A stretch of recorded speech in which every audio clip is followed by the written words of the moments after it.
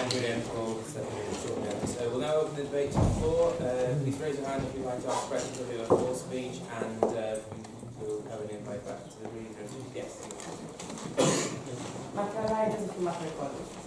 I must say I feel very sorry for Gabriel, because it must be very difficult to be told at the last minute you must speak for debate and having only Wikipedia to prepare for it. All the sources used are from Wikipedia. Go on the Wikipedia page at the Voice Criticism and you will see everything you just said.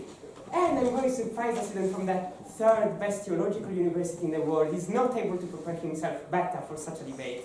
Because had he checked better his sources, he would have discovered that for every single thing he said, there is a debunk.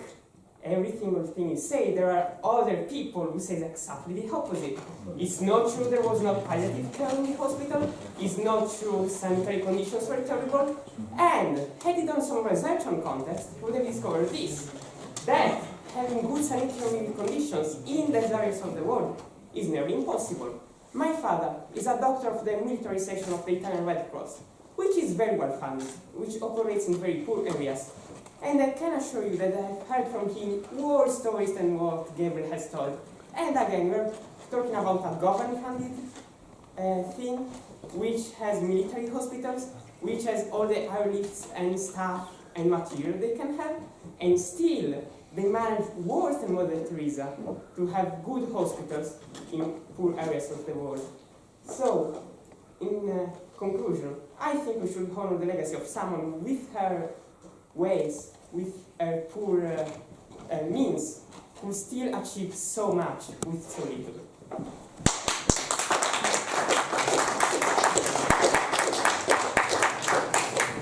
Ed Walters, University College. I'd like to ask Mr. Connor Burns about his point on the connection between atheism and mass. He could do, but he's not here. You can ask me though. Oh, I see. Well, what's your name, sorry? James Bogle. James Bogle. Apologies. I'd like to ask you on your connection between atheism and mass murder. There is no dogma or doctrine or holy book behind the movement of atheism. And yet that can, of course, be said for Catholicism and other religions. So to suggest that Chairman Mao and Kim Jong-un and Stalin committed their acts of murder because of their atheism is frankly ridiculous. There is no connection at all. If you could offer any suggestion. It was just accidental, was it? Thanks very much, I'd appreciate it. Gerald Stiddles, I would guess. I'd like to go further, I think, than the last speak to the proposition. You've argued that it's immoral to criticise this frail, elderly Albanian lady. It's only in the Bible and comic books that good is done by shining paragons only and evil by cackling demons. In the real world, great good is often bloodless and numerical. You ask, where are the humanist leper colonies? Well, the march of reason, the enlightenment, rationality has brought a modern world, I was discussing this last night, in which the average person is more likely to die at their own hands than in a violent conflict, is more likely to die of old age than of infectious disease, is more likely to die of obesity than of malnutrition. What has Christianity done in its thousands of years of existence that allows it to look humanism in the eye?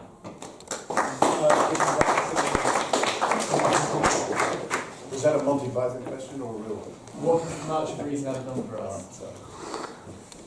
Durham, St Aidan's College.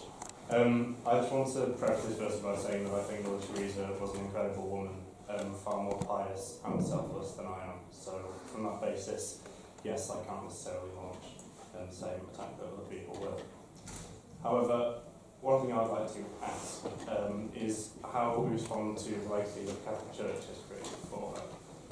Creating, or essentially canonising her and turning her into a saint, something which has absolutely no biblical basis at all, which has been done by the Catholic Church for a very long time. And yes, I'm aware of verses that have been referred to that holy people praying is especially good, and yet these people are supposed to be alive. The only intercessor that is required in Christianity is the Holy Spirit, not a person.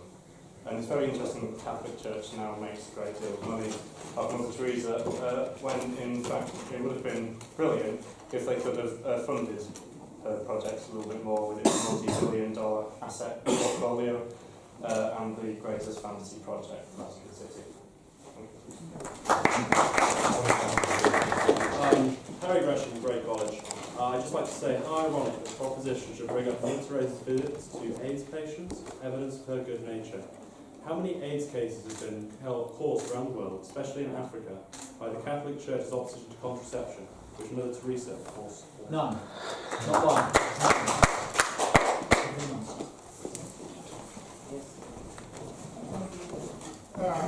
My name is Nikhil, I'm a guest. I'm from Kolkata. I'm from the city where Mother Teresa supposedly did so great work. And I've been taught since I was a kid that actions speak much louder than words. Mother Teresa, over the many years of her life, gave many interviews on the great work that she did, on the thousands of lives she changed, thousands of people she helped. I visited the Missionaries of Charity, the schools, as well as the food banks and things where supposedly she gives food and education to thousands of people every day.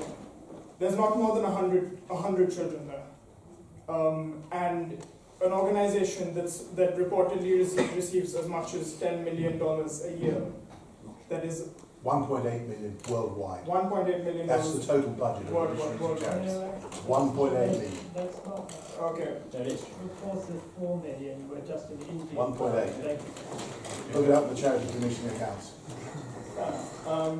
All that aside, I still don't believe that an organization which is, yes, doing some amount of good, but still is in a part of the city where there are still thousands of children dying on the street, where there are still people who are being forced to beg every day. An organization that is doing some good work, but in comparison to other organizations doing much better work in the same city, should not be revered on a global level to the extent that Mother Teresa is.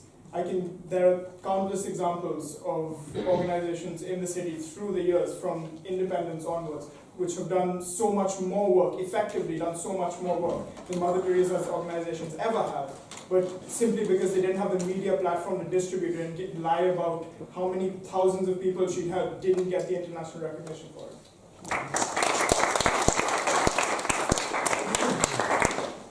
Georgia Fulton, Grey College. With regard to the accusation that Mother Teresa was wrong in praising a dictator who helped her, I agree. But surely to argue that this jeopardises her legacy is to judge her as you would a world leader. She's not a politician, she's a nun, and surely we should judge her legacy as such.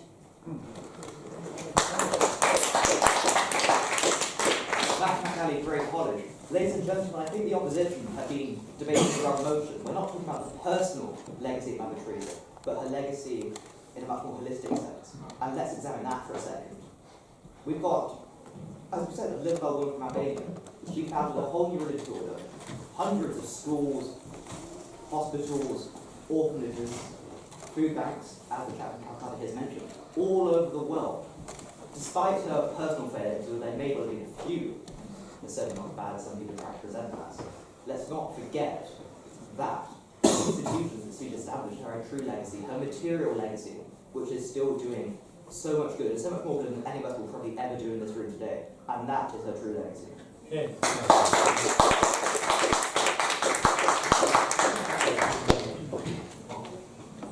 Richard from a Grey College. You told the first speaker of the proposition several reasons why you think criticism of Mother Teresa has been just. One of those was that criticism of Mother Teresa is always criticism of the Catholic Church, and Christians are the most persecuted religion in the world. Does this imply that criticism of the Catholic Church is not allowed at all? That's my first question. My second question is, you told us criticism is unjust because many of her people who criticized her were communists or atheists, and you told us how evil they are. I want to give an example to contradict both points. There was a movement, liberation theology, in South America, which connected Catholic beliefs and the belief of communists or Marxists to help poor people to stop being poor and not just stop having suffering. And those people criticized Mother Teresa for what she was doing.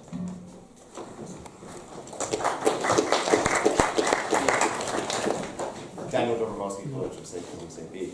I'd like to take issue with the sort of point which both sides have sort of made quite sort of passionately, is that one's own personal beliefs can sort of erase any sort of moral good that one has. I think that, even though I'm non-religious, I've got a lot of friends who are Catholics and Christians, and I think they can do a lot of good. But also, I think that obviously myself as an atheist can do a lot of good as well, and that doesn't necessarily come from a particular ideology or a particular belief.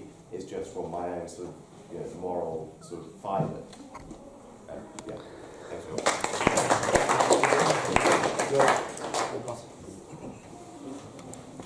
Vernon Tilbury, University College. I would ask the whole panel that, given the statistics that have been presented today, has the debate not been too much focused on the good of Mother Teresa's organisations and not the good of Mother Teresa herself? Thank you. Adam Forshaw, Grey College. To touch on what the previous speaker before has mentioned, we focused a lot on Mother Teresa herself as a person and not as her legacy. I think we can agree that Mother Teresa personally did a lot of good. She worked herself tirelessly when others were just taking a managerial position and direct. However, her legacy in itself is not one that we can praise wholeheartedly. Her legacy is part of an institution, and we've heard the proposition criticise any criticism of the Catholic Church, but this legacy is an institution of a church and a system that would like to suppress the poor, to keep them at this level, as we've seen in history all over the world, to help them where they can, but keep them at a level where that they can still preside over them. Why is it that the piety of the hierarchy of the Catholic Church and the Vatican live this land of luxury, this life of grandeur, when instead we could sell a lot of the artifacts in the Vatican and cure world poverty? These figures are true. And it has been seen with Russian Christianity, with Western Christianity all over, that if you keep the poor at such a level where you help them but not sort of free them, you tell them to give their money to the church, you tell them to pray happiness, you don't actually help them get out and be self-sufficient, because God forbid one day they might get so free that they can then go away from the Catholic Church and not be under the sort of few special words, question of the Catholic Church. And I think it's laughable to say the Catholic Church is the most oppressed and persecuted, considering that the Catholic Church itself has been at the persecuting side of many, many races in the past. I'd like to put that.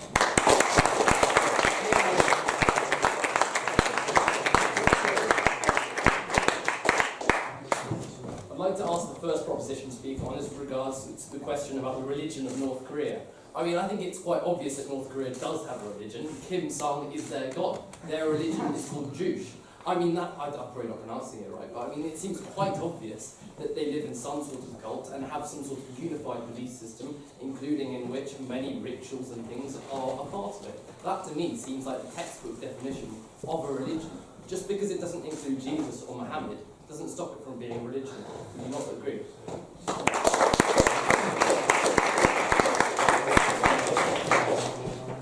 Declan Merrington, Hatfield College. To the proposition, you argue that we can't cast judgment on the legacy of Mother Teresa if we have not done something equally good as her.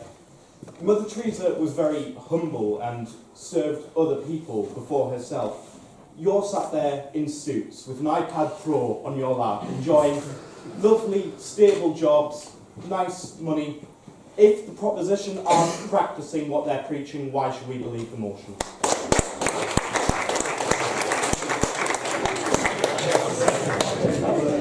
Thank you to those who asked questions. We will now move on to closing statements. I'll ask Peter Williams to please close the case for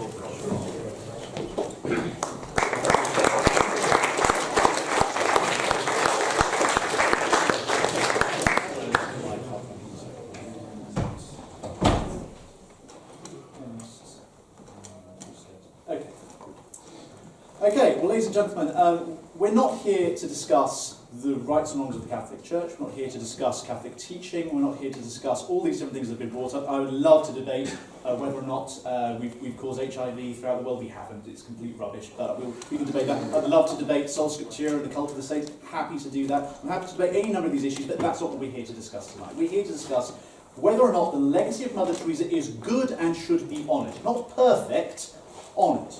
For good. That's what we're talking about. Now, a legacy is something left or handed down by a predecessor. Who's the predecessor? Mother Teresa. So it's not just about her as a person, it's about what she did and what she's given to us. So it is in fact right that we talk about her organisation. This is not about the cult of she could do no wrong. That's so frankly, the second speech was frankly completely irrelevant. It is not about whether she did everything perfectly. And it's certainly not meaningful and responsible to simply list a lot of shallow, poorly researched accusations, which the second prop person said, many of which he simply didn't have the ability to adjudicate rightly. He mentioned, for example, the letter by Robin Fox. Now, let's read some more from what Robin Fox said in his letter. He said, he just noted deficiencies in the care of the needy, certainly, but he also said, a walk through that squalid part of Calcutta will show you disease and degradation on a grand scale. The fact that more than 2/3 leave their home on their feet. The common feature is not that they are richly perceived to be dying, but they have failed to gain admission elsewhere, and that's what Mother Teresa and the sisters give them. He says the most important features of their regimen are cleanliness, the tending of wounds and sores, and loving kindness. And he says if you give money to Mother Teresa's home, don't expect it to be spent on some little luxury. That's from Robin Fox, which the other people quoted. Now, in response to criticism of the standards of Mother Teresa's care, I would cite to you actually atheists like a piece of cake. I'd say Celesta Owen-Jones. She volunteered with Missionaries of Charity on 2 occasions in Calcutta and in Kudso, is now a lapsed Catholic atheist. She denies the supernatural, even campaigns as an abortion lobbyist. This is someone with no support of the Catholic Church, but this is what she says.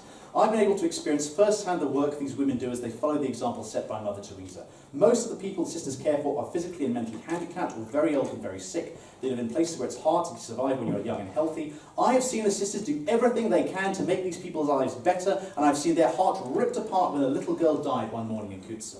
She concedes that these patients could receive better care in, quote, an expensive American hospital, but that was never an option. Much of the criticisms about these nuns are talking about nuns who, again, a global budget of 1.8 million does not spread very well. A realist, this atheist shares, the girl had a far better life than the one she would have had the sisters left her in the garbage they found her in. Prabir Ghosh is the president of the Science and Rationalist Association of India. He rejects accounts of miracles attributed to Mother Teresa, as he put, but he said that on the basis of her work with the sick and the dying alone, she deserves to be named a saint. Before her canonization, he said, if she is bestowed with sainthood for her service to mankind, that will be a great thing. Vijay Prashad, born and raised in Calcutta, communist, but credits Mother Teresa for her training as a medical missionary, and particularly for her work with lepers and children. And he says the missionary certainly brought relief for many people, not in medical terms purely, but with love and affection. Mother Teresa's sisters attempted to soothe the ails of the ill and dying with a balm of love, since many had only rudimentary training in the arts of medicine. So again, it's not simply about what quality of care they gave, although they often gave excellent care. It's all about what love they gave as well. Now, we've been told that Mother Teresa had great naivete, she was a bad steward, she didn't buy a lift, all of these sorts of things. Okay, let's admit that she was a flawed person, because she was a human being. Of course she was a flawed person. The question tonight is whether her legacy was one of good and should be honoured. Now, given all that she did for the hundreds of thousands of people that her organisation and she directly helped, it is undeniable that she did good, in my opinion, in all these ways. Now, I'll simply say this. The problem with Mother Teresa's critics, as Jamie rightly said, is that their hatred and opposition to Mother Teresa is largely a hatred and opposition to Catholic Christianity as she radically and constantly practiced it. They hate unquestioning forgiveness of those who trespass against us, the selfless offering up of personal suffering, the uncompromising belief in justice, human equality, human dignity, and the sanctity of human life. Yeah, that relates to abortion. But Christianity involves in which Mother Teresa exemplified throughout her life. But again, Celeste Owen-Jones, the atheist, says this. Her fundamental belief, that is Mother Teresa's, is that everyone, absolutely everyone in this world, deserves love and care. She cherished every single life on this planet more than anyone ever did. And that's why she created the Missionaries of Charity, to help and welcome the poorest of the poor, those whose life had not been judged worthy to live, and who had been rejected by everything and everyone. So what is it that fired Mother Teresa, she says?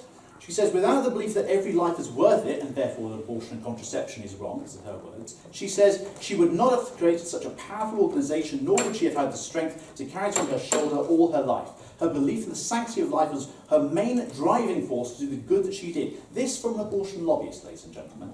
So to critique her Stehen, her outlook on reality, and her Weltanschauung, her general worldview, is to attack the very thing that motivated her to act with the profoundest compassion and self-denial towards the people for whom she cared. This was the legacy, ladies and gentlemen, of Mother Teresa. A legacy of good, motivated by profound faith, which we may not fully quantify because it expresses itself in the changed and saved lives of individuals given that compassion and love by her directly and by the missionary she founded, which continues today. A legacy which stands, will remain regardless of the views of comfy middle-class humanists or regardless even of the votes of this venerable society in this hallowed chamber. Having more time, we can do more justice to this legacy. But I would simply say, ladies and gentlemen, that it is undeniable that the legacy of selfless love and care that she gave was one of sheer goodness that continues today, and if that does not deserve to be honoured by this House tonight, nothing does. I can understand.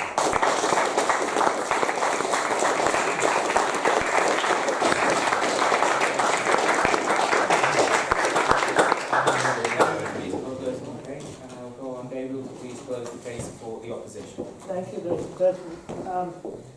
Well, first of all, I do think the dismissal by the summation of the proposition of Robin Fox's article in the Lancet is a bit too cavalier. He makes serious accusations about a large number of people coming in of whom it was not at all clear that they were mortally ill, and that there should have been some mechanism of determining which could have been sent to hospital, possibly with possible recovery, and which could have only been given palliative care, which, as I mentioned, and I don't think they would challenge this, there are many witnesses to the effect that it was nothing stronger than aspirin. I didn't mention, by the way, in my speech, Mother Teresa's letter from one of her benefactors, the convicted criminal banker Charles Keating, who was convicted of fraud, racketeering, lots of things, essentially stealing millions and millions of dollars from ordinary Americans who had invested their money in his bank.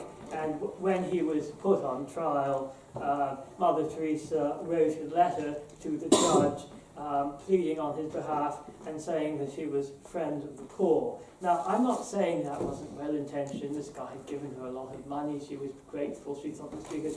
But, I mean, come on. Is that the sort of thing we want to encourage? You've got to be more astute about this sort of thing. You can't just see no evil, hear no evil. I go out and help the poor, and I'm not at all cognizant of the systematic problems which are making people poor in many cases, prepared enough to have the medical staff and people with medical knowledge to discriminate between those who are seriously dying and those who may not, in fact, be dying and who could, in fact, recover if they were given the proper medical care. Should we extol to the heights of this Gallup poll, again, you know, if that's not to be honoured, you know, what is? This sort of over-the-top language of somebody who admits, simple woman who really was trying to do a lot of good, but who failed in many respects, you know, of just praising anyone, any dictator, no matter what they did, to praise the poor because, you know, they're giving you an honour or giving you a boatload of money. I don't think these are things